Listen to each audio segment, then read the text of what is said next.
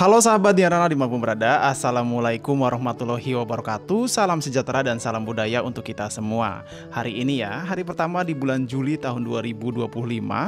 Semoga kalian semua dalam keadaan sehat dan tetap semangat menjalani hari ya di bulan Juli ini. Kali ini saya mengajak kalian melihat langsung perkembangan dari sisi barat ibu kota Nusantara. Kawasan yang saya kunjungi ini dulunya merupakan area hutan tanaman industri ya teman-teman, didominasi oleh pohon eukaliptus. Sekarang perlahan mulai dibuka dan disiapkan untuk pembangunan berbagai fasilitas.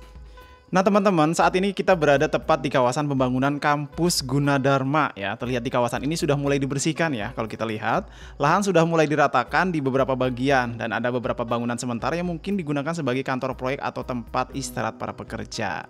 Beberapa alat berat juga tampak beroperasi di sekitar lokasi, teman-teman, menandakan bahwa aktivitas konstruksi sudah mulai berjalan di kawasan ini. Dan kalau kita lihat juga jalur aksesnya sudah dibuka, memudahkan kendaraan proyek masuk dan keluar dari area ini.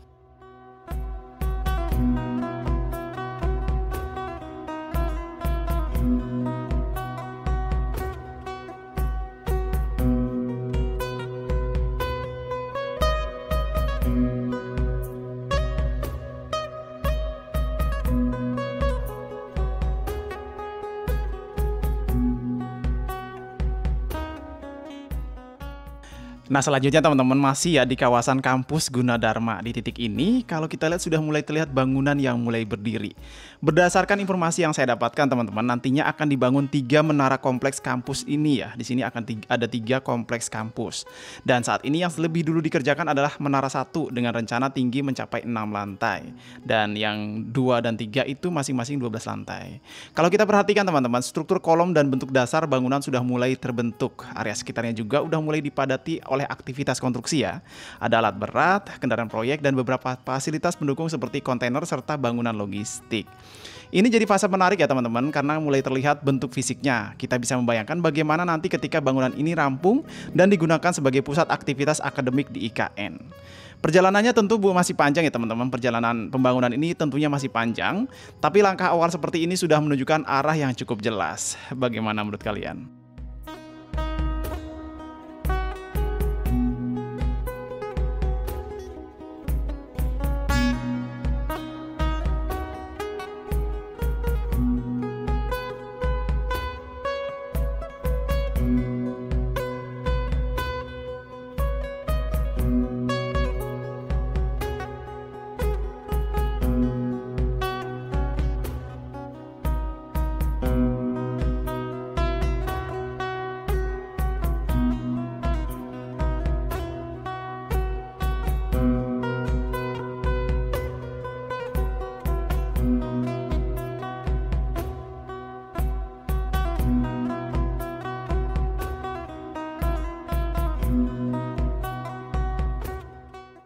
Oke teman-teman, kita lanjut lagi ya. Kali ini kita ke arah pembangunan jalan utama yang sedang dibuka di kawasan SUBWP 1B ini. Jalur ini teman-teman nantinya bakal jadi penghubung langsung dari arah KIPP menuju ke kawasan ini. Dari atas ini juga kelihatan jelas ya, jalan lama mulai dibuka lebih lebar.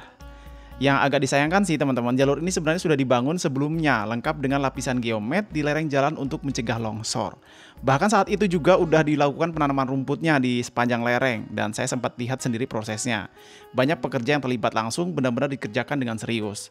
Tapi sekarang semua itu harus dibongkar lagi karena jalan ini akan diperlebar sekitar 40 meter kan. Jadi ya terpaksa mulai dari awal lagi kan. Dari kacamata saya sebagai konten kreator teman-teman, ini menjadi momen menarik untuk dilihat. Skala proyeknya memang harus bertumbuh ya. Jadi skala proyeknya memang harus tumbuh, tapi semoga kedepannya teman-teman bisa jadi lebih presisi lagi soal perencanaan. Supaya nggak banyak lagi bagian yang akhirnya harus dikerjakan 2 kali. Bagaimana menurut kalian?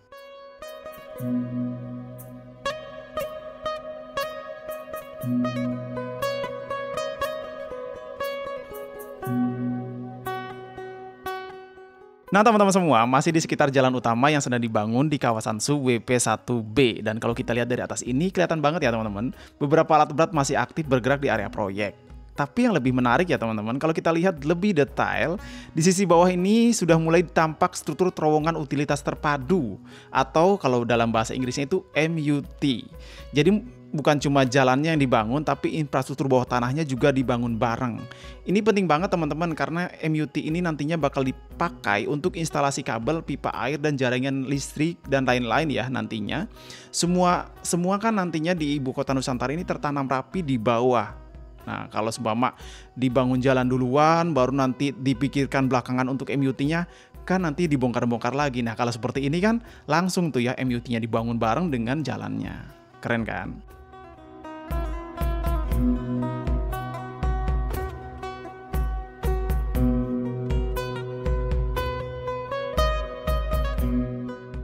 Nah teman-teman, sekarang kita bergeser ke kawasan pusat pelatihan PSSI atau sering disebut Training Center PSSI, dan juga Rumah Sakit Mayapada yang lokasinya cukup strategis di Ibu Kota Nusantara teman-teman. Terlihat ya dari atas ini, fasilitas ini sudah selesai dibangun, lapangan sepak bola yang rapi, bangunannya pun tinggal tunggu peresmian, dan sementara di sisi kanan ya di bawah ini ada Rumah Sakit Mayapada yang sudah beroperasi dan melayani masyarakat serta pekerja proyek. Dan menariknya teman-teman, jalan menuju kawasan ini yang tadi kita lihat dibangun dengan lebar yang luar biasa. Ini nunjukin kalau kawasan ini memang disiapkan untuk jadi pusat penting ke depannya.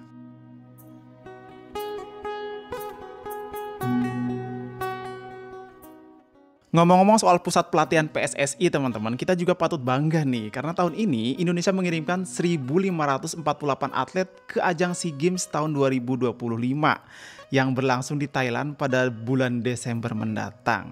Totalnya itu ada 11 negara yang ikut teman-teman, dan diperkirakan jumlah atlet dari seluruh Asia Tenggara itu akan tembus lebih dari 12.000 orang. Ini salah satu ajang olahraga terbesar loh teman-teman di Asia Tenggara. Jadi teman-teman, dengan adanya training center seperti ini di IKN, benar-benar bisa jadi langkah maju buat pembinaan atlet nasional ke depannya, ya enggak?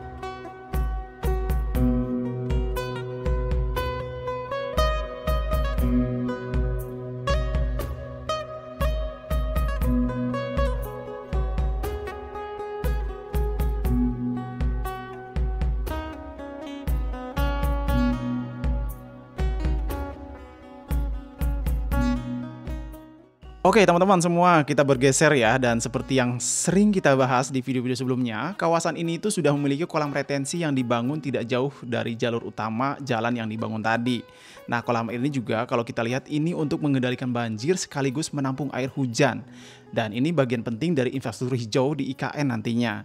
Kalau kita perhatikan teman-teman, jalan utama ya kedepannya kemungkinan akan dibangun tepat di samping kolam ini. Kalau begitu, ini bisa menjadi pemandangan yang menarik ke depannya. Jalur modern berdampingan dengan elemen air. Gimana? Keren kan? Tapi di sisi lain teman-teman, ada hal yang sedikit menggelitik nih. Di bagian atas di area embung terlihat beberapa alat berat yang terparkir dengan sangat rapi. Dari posisinya kalau kita lihat sepertinya alat-alat ini sudah berada di sana cukup lama ya tanpa aktivitas. Ini bisa menjadi tanda bahwa ada jeda atau penyesuaian fase pekerjaan di lapangan. Dan jujur aja teman-teman, sebagai konten kreator yang mengikuti proses ini sejak awal, ada rasa kekhawatiran kecil ya, semoga ini bukan karena hambatan teknis atau administratif.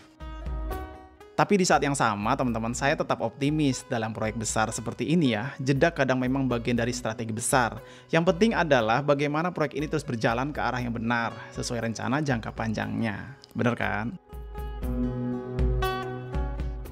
Nah teman-teman semua, setelah kita berkeliling cukup jauh di kawasan SUB BP1B, akhirnya kita sampai juga di penghujung pembahasan video kali ini. Tapi sebelum kita berpisah teman-teman, yuk kita arahkan dulu pandangan kita ke kawasan inti Ibu Kota Nusantara.